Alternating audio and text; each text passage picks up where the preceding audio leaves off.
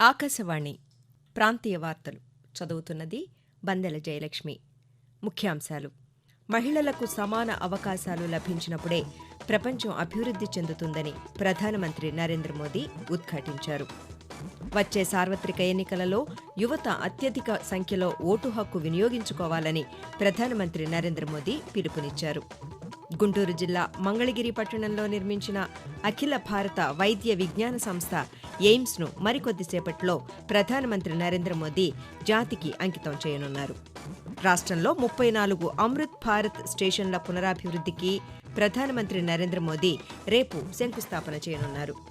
రాష్ట్రంలో group 2 prelims పరీక్ష ప్రశాంతంగా జరిగింది. వార్తల వివరాలు: మహిళలకు సమాన అవకాశాలు లభించినప్పుడే ప్రపంచం అభివృద్ధి చెందుతుందని ప్రధానమంత్రి నరేంద్ర మోదీ ఉద్ఘాటించారు. ఆకాశవాణి ద్వారా ప్రసారమయ్యే మన్ కీ బాత్ మనసులోని మాట 110వ సంచికలో ఈరోజు ఆయన తన మనసులోని భావాలను ప్రజలతో పంచుకుంటూ ఈ రోజున భారత మహిళా శక్తి ప్రతి రంగంలోనూ ప్రగతిపథంలో పయనిస్తోందని తెలిపారు. ఈసారి మన్ కీ బాత్లో ప్రధానమంత్రి ప్రాకృతిక వ్యవసాయం, వన్యప్రాణుల సంరక్షణ, పశుపోషణ, భారతీయ సంస్కృతి సంప్రదాయాల పరిరక్షణ, ఓటు హక్కు వినియోగం వంటి విభిన్న అంశాలపై ప్రజలతో సంభాషించారు. మహిళా శక్తి గురించి నరేంద్ర మోదీ మాట్లాడుతూ మార్చి 8వ తేదీన మనం మహిళా దినోత్సవం నిర్వహిస్తున్నామని, దేశ అభివృద్ధి ప్రయాణంలో మహిళలు అందిస్తున్న సహకారానికి వందనాలు సమర్పించేందుకు ఆ రోజు ఒక అద్భుత అవకాశం ఇచ్చిందని అన్నారు. గ్రామీణ ప్రాంతాలలోని మహిళలు కూడా డ్రోన్లను వినియోగిస్తారని మనం ఏనాడూ ఊహించలేదని ప్రధానమంత్రి పేర్కొంటూ 8 मार्च को हम महिला दिवस मनाएंगे। ये विशेष दिन देश की विकास यात्रा में नारी शक्ति के योगदान को नमन करने का अवसर होता है। महाकवि भरतियार जी ने कहा है कि विश्व तभी समृद्ध होगा जब महिलाओं को समान अवसर मिलेंगे। आज भारत की नारी शक्ति हर क्षेत्र में प्रगति की नई ऊंचाइयों को छू रही है कि हमारे देश में गांव में रहने वाली महिलाएं भी ड्रोन उड़ाएंगी, लेकिन आज ये संभव हो रहा है।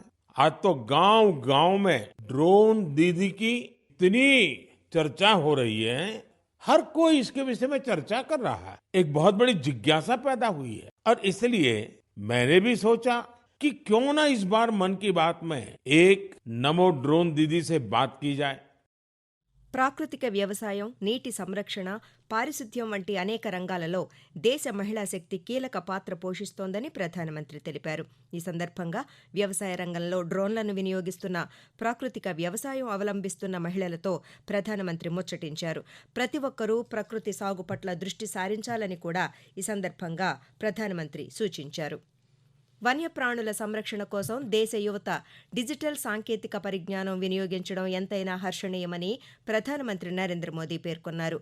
మన్ కీ బాత్ కార్యక్రమంలో ఆయన ఈరోజు మాట్లాడుతూ వన్యప్రాణుల సంరక్షణ పట్ల అవగాహన కల్పించే ఉద్దేశంతో మార్చి 3వ తేదీన ప్రపంచ వన్యప్రాణి దినోత్సవం నిర్వహిస్తున్నామని, అడవి జంతువులతో సమన్వయం కలిగి ఉండడంలో డిజిటల్ పరికరాలు మనకు ఎంతగానో సహాయపడుతున్నాయని చెప్పారు. అందువల్లనే వన్యప్రాణి దినోత్సవ ఇతివృత్తంలో డిజిటల్ ఇన్నోవేషన్ అన్న పదాన్ని చేర్చారని వివరించారు. దేశంలోని వివిధ ప్రాంతాలలో వన్యప్రాణుల సంరక్షణ కోసం సాంకేతికత పరిజ్ఞానాన్ని విరివిగా వినియోగించడం హర్షణీయమని నరేంద్ర మోదీ అన్నారు. ఇటువంటి ప్రయత్నాల వల్ల దేశంలో పులుల సంఖ్య పెరిగిందని తెలిపారు. పశుపోషణ గురించి కూడా ప్రతి ఒక్కరూ జాగ్రత్త వహించాలని కోరారు. పశుపోషణ అంటే ఒక్క ఆవులు, గేదెలను కాపాడడం మాత్రమే కాదని, మేకల సంతతిని కూడా పరిరక్షించాలని ప్రధానమంత్రి పిలుపునిచ్చారు.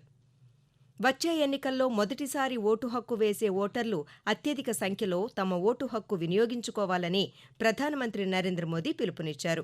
మన్ కీ బాత్ మనసులోని మాట కార్యక్రమం 110వ సంచికలో ఆయన ఈరోజు మాట్లాడుతూ కొద్ది రోజుల క్రితం ఎన్నికల సంఘం మేరా పెహ్లా ఓట్ దేశ్ కే లియే అన్న పేరుతో ప్రచారం ప్రారంభించిందని, ఈ ప్రచారాన్ని స్ఫూర్తిగా తీసుకుని మొదటిసారి ఓటర్లు ఎక్కువ సంఖ్యలో పాల్గొనాలని ప్రత్యేకంగా కోరారు.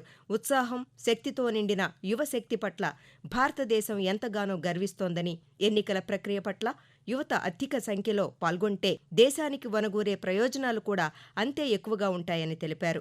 18 ఏళ్లు నిండిన తరువాత 18వ లోక్సభకు సభ్యుని ఎన్నుకునే అవకాశం యువతకు లభిస్తుందని, అంటే వచ్చే 18వ లోక్సభ యువత ఆకాంక్షలకు ప్రతిరూపంగా నిలుస్తుందని, అందుకే యువత ఓటుకు మరింత ప్రాధాన్యం పెరిగిందని నరేంద్ర మోదీ పేర్కొంటూ ये 18वीं लोकसभा भी युवा आकांक्षा का प्रतीक हो, इसलिए आपके वोट का महत्व और बढ़ गया है। आम चुनावों की इस हलचल के बीच आप युवा न केवल राजनीतिक गतिविधियों का हिस्सा बनिए, बल्कि इस दौरान चर्चा और बहस को लेकर भी जागरूक बने रहिए। और याद रखिएगा, मेरा पहला वोट देश के लिए। मैं देश के इन्फ्लुएंसर्स को भी आग्रह करूंगा, चाहे वो खेल जगत के हो, फिल्म जगत के हो, साहित्य जगत के हो, दूसरे प्रोफेशनल्स हो, या हमारे इंस्टाग्राम और यूट्यूब के इन्फ्लुएंसर्स हो, वो भी इस अभियान में बढ़ चढ़कर हिस्सा लें और हमारे फर्स्ट टाइम वोटर्स को मोटिवेट करें। వచ్చే మార్చి నెలలో ఎన్నికల ప్రవర్తన నియమావళి అమల్లోకి రానున్నందున రానున్న 3 నెలల పాటు మన్ కీ బాత్ ప్రసారం ఉండబోదని, తరువాత ప్రసారం 111వ సంచిక అవుతుందని ప్రధానమంత్రి పేర్కొంటూ తరువాతసారి కొత్త శక్తి, కొత్త ఉత్సాహంతో కలుసుకుందామని సూచించారు. ఆకాశవాణి ప్రాంతీయ వార్తలు వింటున్నారు. గుంటూరు జిల్లా మంగళగిరి పట్టణంలో ప్రధానమంత్రి స్వాస్థ్య సురక్ష యోజన 4వ దశ కార్యక్రమంలో భాగంగా ఏర్పాటు చేసిన అఖిల భారత వైద్య విజ్ఞాన సంస్థ ఎయిమ్స్ను ప్రధానమంత్రి నరేంద్ర మోదీ మరికొద్దిసేపట్లో జాతికి అంకితం చేయనున్నారు. రాజ్కోట్ నుండి వర్చువల్గా ప్రధానమంత్రి ప్రారంభించే ఈ కార్యక్రమంలో రాష్ట్ర గవర్నర్ ఎస్ అబ్దుల్ నజీర్ ముఖ్య అతిథిగా పాల్గొంటారు. కేంద్ర ఆరోగ్య కుటుంబ సంక్షేమ శాఖ మంత్రి డాక్టర్ మన్సుఖ్ మాండవీయ, కేంద్ర ఆరోగ్య కుటుంబ సంక్షేమ శాఖ సహాయ మంత్రి డాక్టర్ భారతీ ప్రవీణ్ పవార్, పార్లమెంటరీ వ్యవహారాల శాఖ మంత్రి ప్రహ్లాద్ జోషి, ఆంధ్రప్రదేశ్ వైద్య ఆరోగ్య శాఖ మంత్రి విడుదల రజని కూడా ఈ కార్యక్రమంలో పాల్గొంటారు. మంగళగిరి ఎయిమ్స్తో పాటు రాష్ట్రంలోని కడప, నెల్లూరు, శ్రీకాకుళం, తిరుపతి, రాజమహేంద్రవరం, కర్నూలు, విజయనగరం ప్రభుత్వ బోధనాస్పత్రులు, తెనాలి, హిందూపూర్ జిల్లా ఆస్పత్రులలో 230 కోట్ల రూపాయల వ్యయంతో నిర్మించనున్న క్రిటికల్ కేర్ బ్లాక్ల నిర్మాణాలకు శంకుస్థాపన చేయనున్నారు. కాగా విశాఖపట్నం స్టేట్ ఫుడ్ ల్యాబ్ క్యాంపస్లో 4,76 లక్షలతో నిర్మించిన మైక్రోబయాలజీ టెస్టింగ్ ల్యాబ్ను, 2.07 కోట్ల రూపాయల విలువైన 4 మొబైల్ ఫుడ్ టెస్టింగ్ ల్యాబ్లను కూడా ప్రధానమంత్రి ఈ సందర్భంగా ప్రారంభించనున్నారు. దేశవ్యాప్తంగా రైల్వే స్టేషన్లను ఆధునీకరించి అంతర్జాతీయ ప్రమాణాలతో ప్రయాణికులకు సౌకర్యాలు కల్పించేందుకు కేంద్ర ప్రభుత్వం అత్యధిక ప్రాధాన్యమిస్తోంది. ఈ చర్యలలో భాగంగా అమృత్ భారత్ స్టేషన్ల పథకం కింద దేశవ్యాప్తంగా 500కు పైగా స్టేషన్ల పునరాభివృద్ధి పనులకు ప్రధానమంత్రి నరేంద్ర మోదీ రేపు వర్చువల్గా శంకుస్థాపన చేయనున్నారు. వీటిలో రాష్ట్రంలో 34 స్టేషన్లు ఉన్నాయి.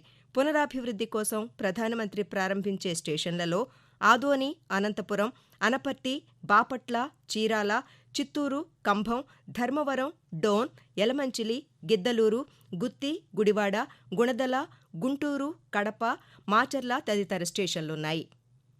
రాష్ట్రంలో గ్రూప్ 2 ఉద్యోగాల నియామకాల కోసం ప్రాథమిక పరీక్ష ఈరోజు జరిగింది. దీనికోసం 1,327 పరీక్షా కేంద్రాలు ఏర్పాటు చేశారు. మొత్తం 4 లక్షల మంది అభ్యర్థులు దరఖాస్తు చేసుకున్నారు. గ్రూప్ 2 పరీక్ష ఈరోజు ప్రశాంతంగా జరిగింది.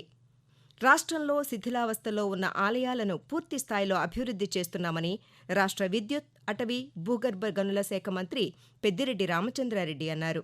చిత్తూరు జిల్లా పుంగనూరు మండలం కురప్పల్లిలోని మసెమ్మ జాతరలో ఈరోజు మంత్రి పెద్దిరెడ్డి రామచంద్రారెడ్డి పాల్గొన్నారు. అనంతరం మంత్రి పాత్రికేయులతో మాట్లాడుతూ రాష్ట్ర దేవాదాయ శాఖ ఆధ్వర్యంలో శిథిలావస్థలో ఉన్న ఆలయ పునర్నిర్మాణ పనులు వేగవంతంగా జరుగుతున్నాయని, పుణ్యక్షేత్రాలకు ప్రసిద్ధి చెందిన తిరుపతి, చిత్తూరు జిల్లాల్లో ధూప దీప నైవేద్యాలకు నోచుకోని ఆలయాలను అభివృద్ధి చేస్తున్నామని తెలిపారు. ఆకాశవాణి ప్రాంతీయ వార్తలు ముగించే ముందు ముఖ్యాంశాలు మరోసారి. మహిళలకు సమాన అవకాశాలు లభించినప్పుడే ప్రపంచం అభివృద్ధి చెందుతుందని ప్రధానమంత్రి నరేంద్ర మోదీ ఉద్ఘాటించారు. వచ్చే సార్వత్రిక ఎన్నికలలో యువత అత్యధిక సంఖ్యలో ఓటు హక్కు వినియోగించుకోవాలని ప్రధానమంత్రి నరేంద్ర మోదీ పిలుపునిచ్చారు.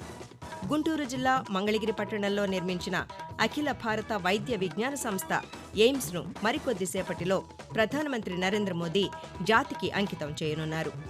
రాష్ట్రంలో 34 అమృత్ భారత్ స్టేషన్ల పునరాభివృద్ధికి ప్రధానమంత్రి నరేంద్ర మోదీ రేపు శంకుస్థాపన చేయనున్నారు. రాష్ట్రంలో గ్రూప్ 2 ప్రిలిమ్స్ పరీక్ష ప్రశాంతంగా జరిగింది. ఆకాశవాణి ప్రాంతీయ వార్తలు ఇంతటితో సమాప్తం.